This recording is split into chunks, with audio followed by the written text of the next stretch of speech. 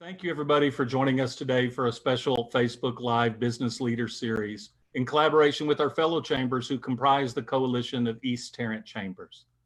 Let me take a second to recognize my colleagues, Radonna Hessel with the Grapevine Chamber, Jack Bradshaw with the Northeast Tarrant Chamber, Mary Frazier with the HEB Chamber, and Lori Williams with the Mansfield Chamber. After the Senator's opening remarks, Lori has the privilege of asking questions for all of us. Now let me introduce our featured speaker, the Honorable Ted Cruz, United States Senator for Texas. Looking across his lifetime, it should not be a surprise that he twice has been elected to represent our great state in the United States Senate. Senator Cruz has excelled at every stage of his life. He had great role models in his parents who truly lived the American dream.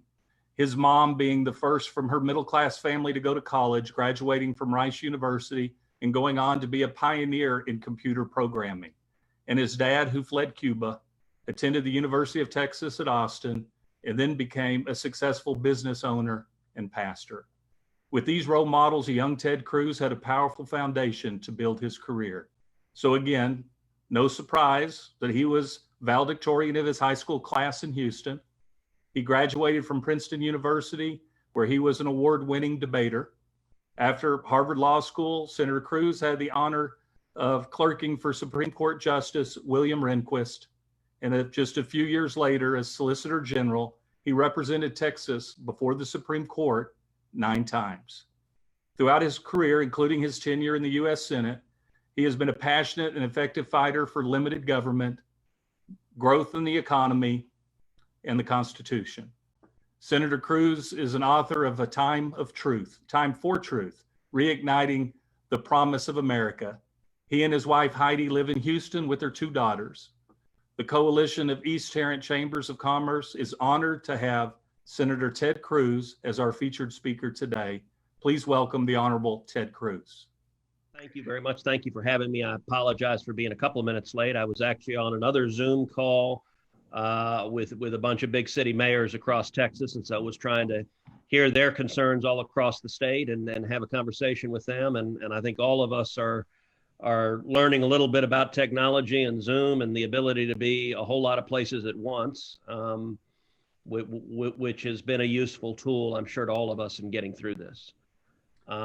We are right now, as everyone knows, in extraordinary times. We've got in Texas 3 simultaneous crises playing out. We've got, number one, a public health crisis, and that is, of course, the coronavirus pandemic. And it is serious. It has cost over 300,000 lives worldwide, over 93,000 lives in the United States. And together, we're taking extraordinary steps to try to fight that virus, to try to flatten the curve, and to protect as much human life as possible. Simultaneously, we're facing an economic crisis, and that economic crisis is devastating. It is unlike any that any of us have ever seen before. We have now over 36 million people who are unemployed, who've lost their jobs, and that's now. We have not seen numbers like that since the Great Depression. We are seeing millions of small businesses on the verge of bankruptcy. And the scope of this economic disaster is unprecedented. And it is also an economic disaster that was the direct result of government policies put in place to try to stop the pandemic.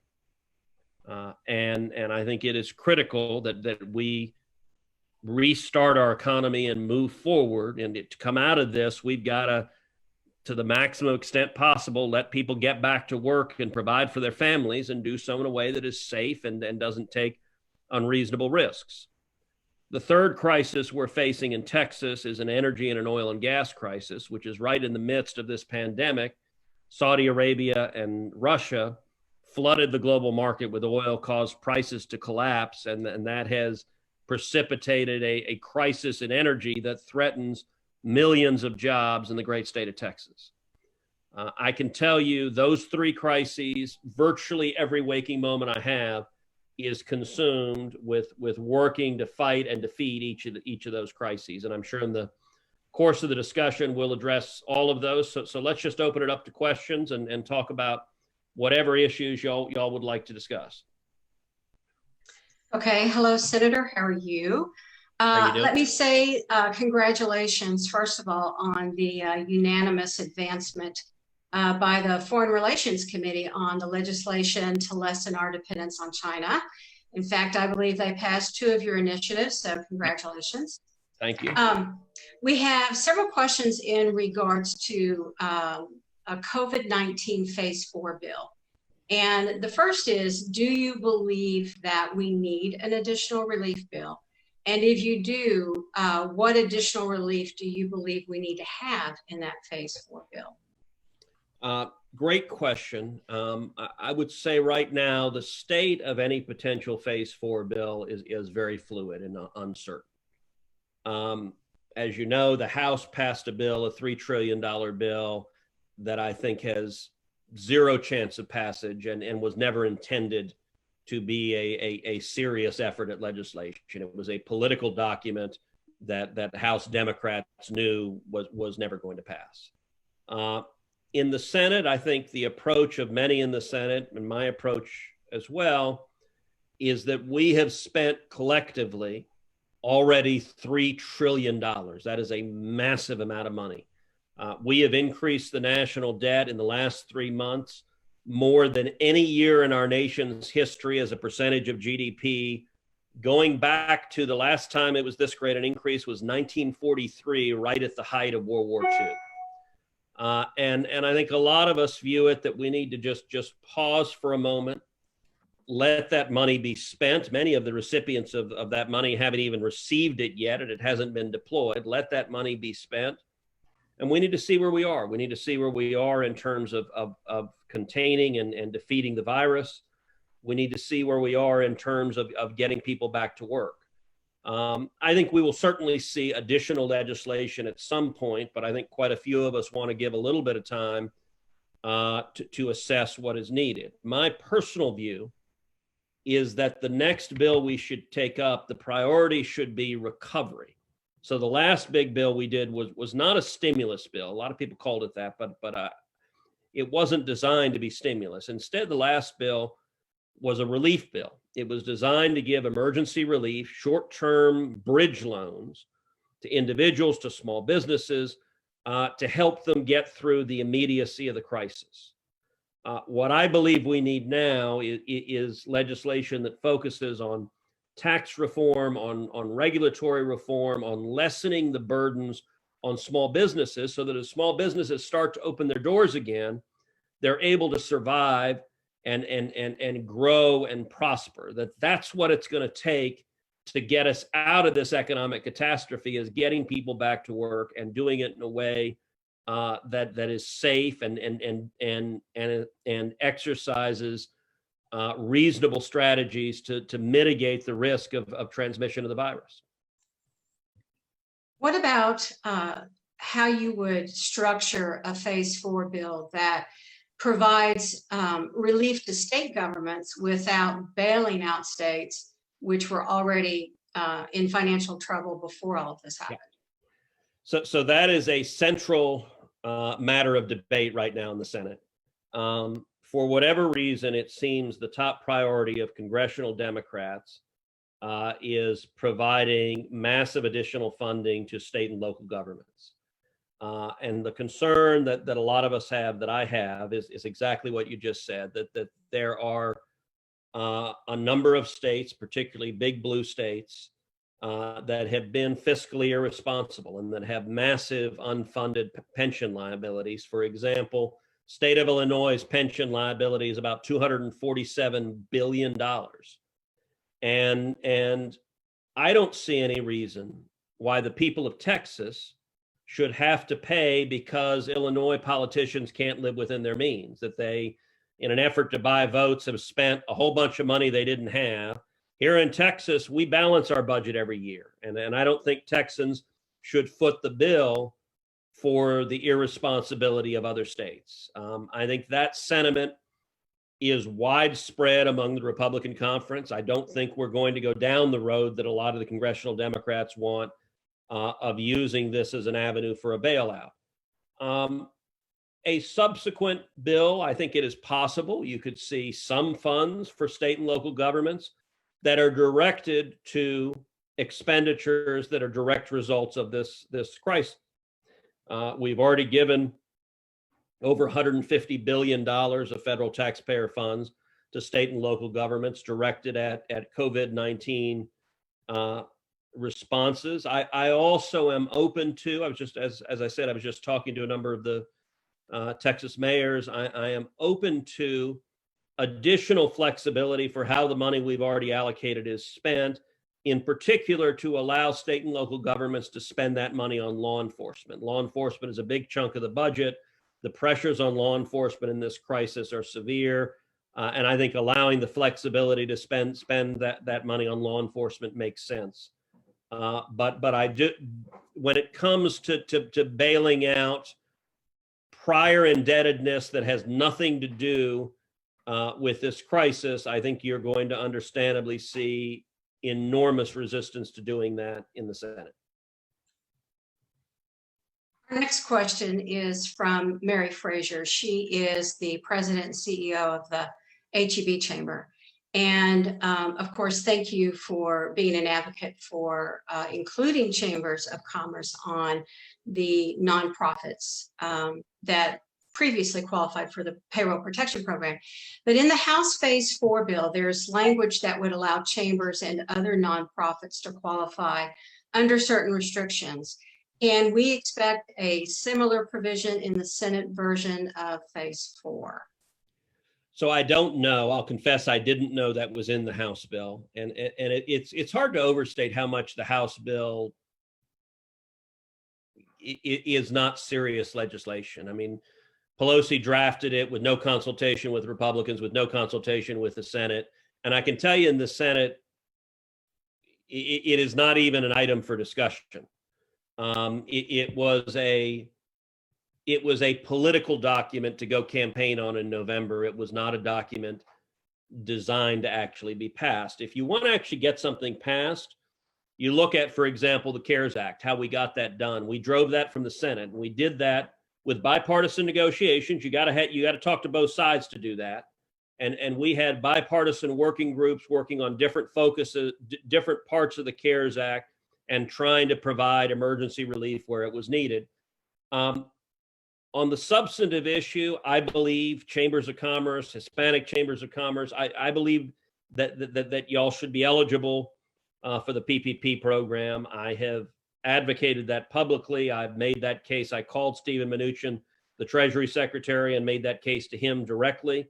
I've also filed legislation to make chambers eligible. And the reason is I think that the role that y'all provide of helping small businesses is always important, but it's particularly important now when so many small businesses are hurting. So I'm hopeful that will happen if and when a Phase 4 bill moves. I'd love to see it. I mean, as I said, I've filed my own legislation to do it, so I'd love to see that incorporated. Whether it will be or not, at this point, it's too early to say. Okay. Our next question is from Michael Jacobson, President and CEO of the Greater Arlington Chamber. Prior to COVID-19, our economy was growing at a fast, if not a record pace. The financial impact of this crisis was such an abrupt change that it's left a lot feeling bewildered, discouraged. What would you say to encourage Texans that, you know, we're going to rise above this crisis, we're going to get back to our economic strength and stability?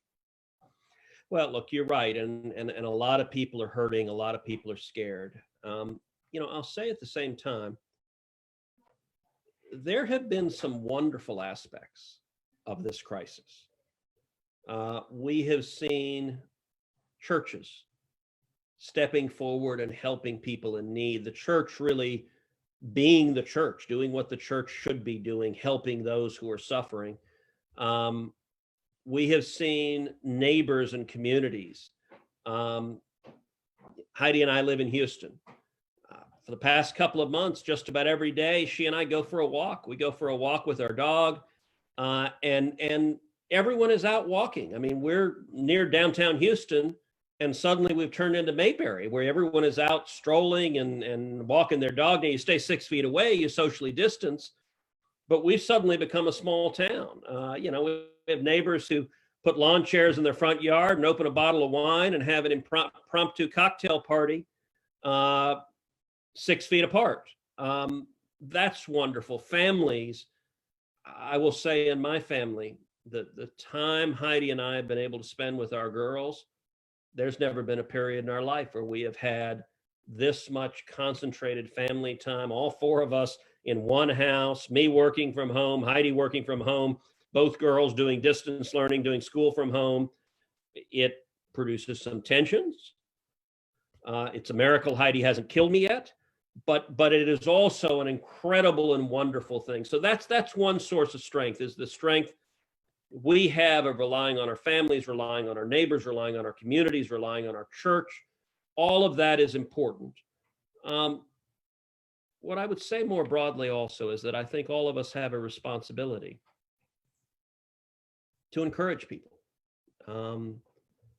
These are unprecedented challenges, but Texans are strong and resilient, and Americans are strong and resilient. We have made it through enormous challenges before. We made it through 2 world wars. We made it through the Great Depression. We made it through 9/11. We've made it through global pandemics before. And I have every confidence that Texans and Americans, we're going to come through this. We're going to come through this the way we always do, by coming together, by standing stronger as one. And that's the spirit of what it means to be a Texan. And I think that spirit is a hell of a lot stronger than some virus. Agreed. All right, our next question. It's actually a 2-part. It's from Jack Bradshaw. He's the president and CEO of the Northeast Tarrant Chamber of Commerce. If you were to look past this current crisis, what are the lessons that will be important for us going forward? And then the second part of that is, how do you see all of this changing our elected leaders as they lead past this pandemic? There are a lot of different ways to answer that question. Obviously, one thing we need to do a better job at is preparedness for biorisks, pandemics, whether natural pandemics or bioweapons. That has always been a significant exposure, and we're suddenly seeing just how massively devastating it can be. I think we will see a much more serious focus on preparedness for those sorts of risks going forward. I certainly hope so. I also think the most significant long-term foreign policy consequence of this pandemic is going to be a fundamental reevaluation of the United States' relationship with China. Looking at this crisis, the Communist government of China bears very direct responsibility and culpability for what happened. We know that the government of China actively covered this up. They lied. The early whistleblowers, heroic Chinese physicians that tried to stop this virus, the Chinese government imprisoned them, silenced them, punished them. Had the Communist government of China behaved like any responsible government, gone in with health professionals, quarantined those infected, there's a very real possibility this could have been contained as a regional outbreak, but instead, because of their active cover-up, they allowed it to spread into a global pandemic. And in a very real sense, the over 300,000 people worldwide who have died because of this, and the trillions of dollars of economic loss that has come of this, is the direct consequence of the Chinese Communist government's malfeasance. I think that's going to prompt serious recalibrations of our foreign policy. One of the areas that I think it will hopefully change is our supply chain. This has really highlighted how incredibly dependent the United States is on China, particularly for critical infrastructure. I have long argued that the most significant geopolitical threat facing the United States for the next century is China. It used to be that argument fell on a lot of deaf ears in Washington. There was a whole bunch of money to be made in China. and people didn't want to be bothered to worry about the details. I think the vulnerability has been displayed vividly. For example, medical equipment, protective equipment, pharmaceuticals. The Chinese government, in a very concerted, strategic way, went after our core infrastructure. Enormous percentage of the pharmaceuticals we rely on are manufactured in China. The ingredients are manufactured in China, from antibiotics to blood pressure medicine to heart medicine to cancer medicine to Alzheimer's medicine to anti-anxiety and depression medicine. And we saw in the height of this crisis, one state-owned Chinese newspaper explicitly threatened to cut off pharmaceuticals to the United States as a tool of economic warfare. If they did that, that wouldn't be just economic warfare. That'd be actual warfare. That would be literally threatening the lives of Americans by denying them life-saving medication. I think it is utterly unacceptable that millions of Americans' lives are dependent on the whim and good graces of the Chinese Communist government. And I fully expect in the next weeks and months and years an extensive discussion about how to move more of the supply chain back to the United States and ensure we have the critical infrastructure and life-saving capacity here. I've introduced multiple pieces of legislation to facilitate that process, but that's going to be an ongoing discussion for a number of years. Okay, thank you very much. Next question is actually for me. And I know that one of the biggest concerns that most businesses have as they're going back about their business is the potential for litigation. And I know that you have signed a letter with 26 other Republicans urging relief in that area. And I guess I kind of want your take on that. What do you feel the outcome is going to be? So it's a terrific question. Looking forward, how we reopen, how we get the economy going. One of the biggest impediments that we have is the threat of just a tsunami of litigation. That if you're a small business owner, if you're a restaurant owner, if you're a pastor of a church and you reopen and someone comes and gets sick, which in this pandemic is a possibility, that you are almost certainly going to face lawsuit after lawsuit after lawsuit. And number one, that litigation tidal wave could extract billions from the small businesses that are already on the verge of bankruptcy. And we didn't allocate $3 trillion just to hand it over to a handful of trial lawyers suing everyone who tries to open. Now, this is a unique pandemic. It is an external threat that came to this country. And so I would like to see some meaningful lawsuit protection in whatever Congress passes next, either a safe harbor or a shield, so that we want small businesses to open. As long as it's safe and you're following the government guidelines, we want you to be able to open. And if everyone is terrified of being sued and they don't open, that is going to have a massive negative cost on our economy.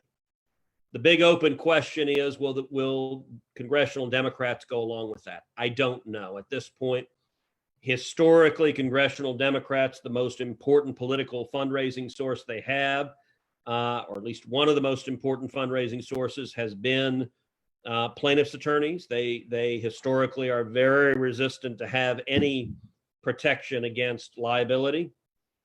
So we'll see if it gets through Congress. I think it is an important challenge going forward. I spent 30, 40 minutes yesterday in Mitch McConnell's office with Mitch and John Cornyn and me, just the three of us, working on drafting legislation to do just this, and thinking through the legal issues, the constitutional issues, how to structure it, the political challenges. I think it's important to do, but at this point, it is not clear whether or not Congress will be able to come together to do it. Well, I sure hope that they can, because I can't tell you how that is the concern now. Yeah. That, we go back and this is what we have to, you're trying to protect yourself from. So our next question is from Radonna Hessel. She is the president and CEO of the Grapevine Chamber.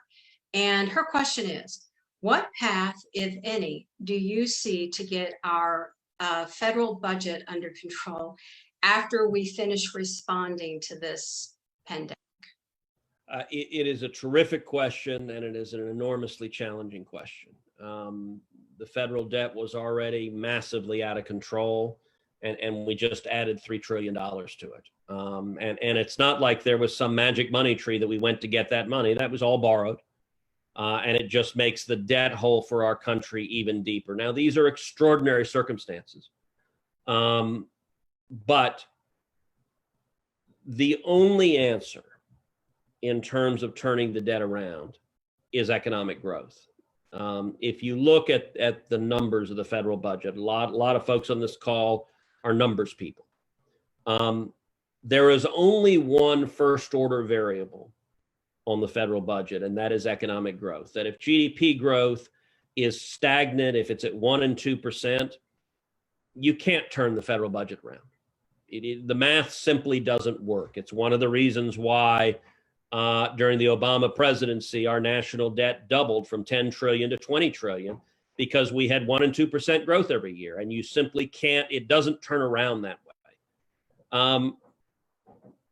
On the other hand, if you have robust growth, if you have 3, 4, 5% growth, that is the only thing potent enough to turn it around. If you think about the last time we dropped the deficit to zero, it was coming out of 12 years of Reagan-Bush. It was coming out of aggressive tax reform and simplification and reg reform and reducing the barriers to small businesses growing.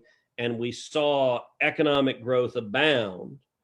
And after that, coming into actually the beneficiary of that was Bill Clinton, who came into office, and suddenly we had $4 trillion in projected surpluses. And then that was an extraordinary thing as a consequence of the growth that it took 12 years to build. I think the answer, and it's frankly the same answer I think the next bill needs to focus on, is I'm a little bit of a Johnny One Note: jobs, jobs, jobs, growth, growth, growth.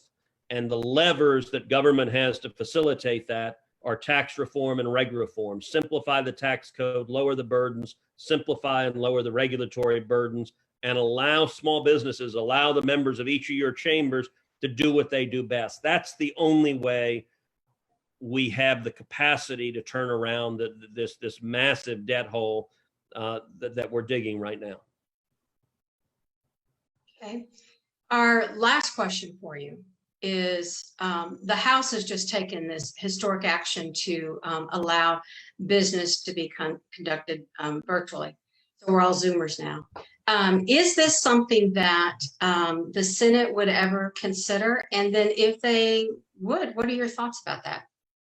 So I think it's very unlikely the Senate would do it. What the House did is likely unconstitutional.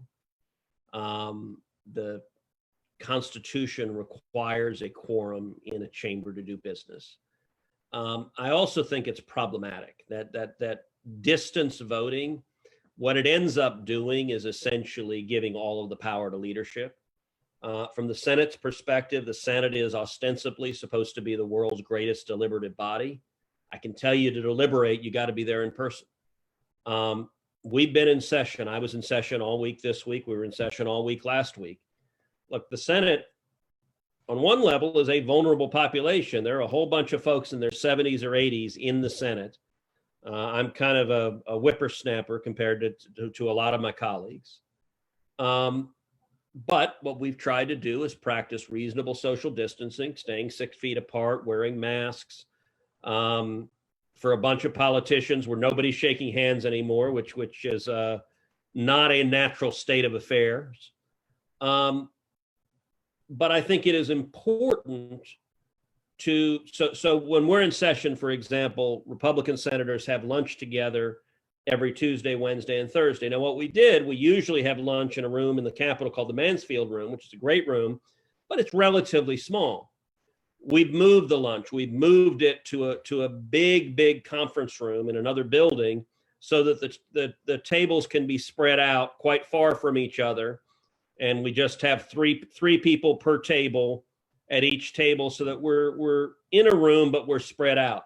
that lets us have these debates, have these discussions about what to do next. And I think that's very important for how the Senate does business. And it's how I expect us to keep doing business. We've had a couple of questions in regards to tourism. If you want to kind of maybe play with that a little bit and give us what your thoughts are about how do we get that going again? It's a challenge, and you know, this economic devastation, as you know, has not been uniform in terms of who's been hit. Some industries and some sectors have been crushed. Others are doing quite well and thriving. So you have, for example, some big retailers. You know, both Amazon and Walmart are hiring 100,000 new people each. You know, grocery stores have managed to do pretty well. At the same time, other industries have been hammered. Airlines are getting crushed, are looking at about 3% of the revenue they typically have. Hotels have been absolutely devastated. There are a lot of hotels that are shut down. Those that are open are facing 5% occupancy rates, which that math obviously doesn't work. Restaurants, a great many restaurants have been hammered, although takeout has helped, but and slowly starting to reopen is helping. For tourism, you've got to have people willing to either get on a plane or get in their car and drive and go stay at a hotel. That's going to be a function of economic security and physical security, people feeling it's safe. I think we'll start to see that happening, but it's really going to depend on the progress we make defeating this pandemic. We need to do two things at once. We need to defeat the public health challenge, and we need to overcome the economic catastrophe. And it's not going to be a magic one-size-fits-all solution. It's going to vary geography by geography. I think it should follow sound science and the facts, the medical facts on the ground. I think Texas is doing a good job of trying to gradually move in that direction, but it's going to be a process. And so I hope we see some tourism coming back, but I think it will take time, and it will be dependent upon coming back in an environment that people feel safe and comfortable. Okay, so I promise this is the last question for real. But I want to kind of get some words from you. You know, we do represent small business, and it's been difficult for them. And there's just been a lot of challenges, one thing after another. Any words that you can share with them, or just anything that you could say to small business out there? Look, what I would say, number one, is thank you to everyone. Thank you for what you're doing. Thank you for the difference you're making in your community, your difference you're making with your employees, the difference you're making in your family. It matters. We're being creative. We're being resilient. We're showing initiative.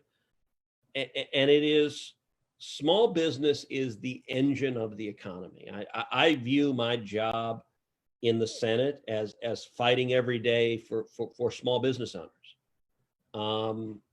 I grew up in a family where my parents owned a small business.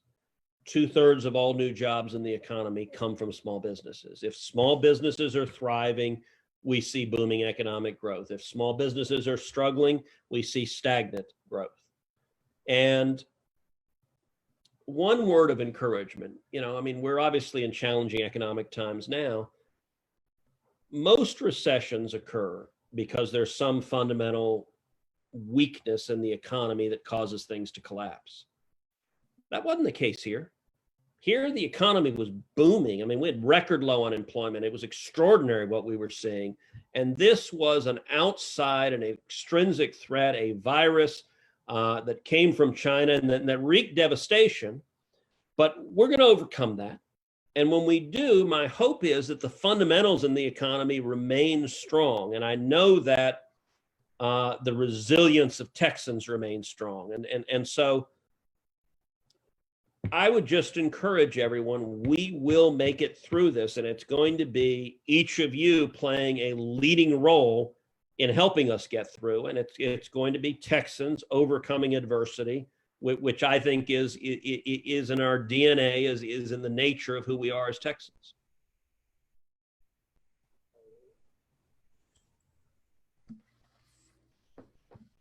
All right. Well, thank you very much, Senator Cruz. We appreciate you taking the time to meet with us, and the great words you had for us as representatives of small business, and the understanding of how critical we are to our nation's economy.